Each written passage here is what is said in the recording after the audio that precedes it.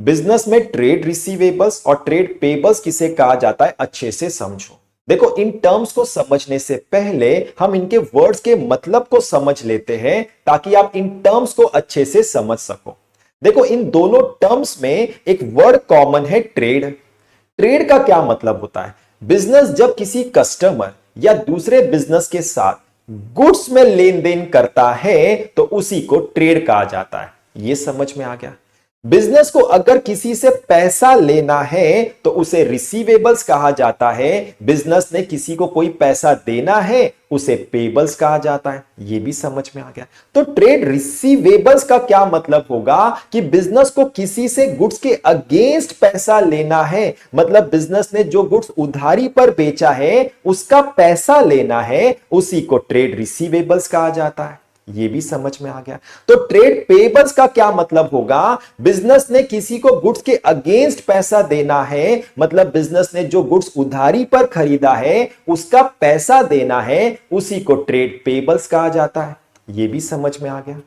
तो डेटर से भी गुड्स के अगेंस्ट ही पैसा लेना होता है और बिल्स रिसीवेबल में भी गुड्स के अगेंस्ट ही पैसा लेना होता है। मतलब डेटर्स और बिल्स रिसीवेबल को कंबाइंड ट्रेड रिसीवेबल्स कहा जाता है। यह भी समझ में आ गया? तो आपको समझ में आ गया होगा कि क्रेडिटर्स और बिल्स पेबल को कंबाइंड ट्रेड पेबल्स कहा जाता है, क्योंकि क्रेडिटर को भी गुड्स के अगेंस्ट ही पेमेंट करना है और बिल्स पेबल में भी गुड्स के अगेंस्ट ही पेमेंट करना है। यह भी समझ में आ गया? अब रिसीवेबल्स और पेबल्स किसे कहा जाता है, अच्छे से समझो।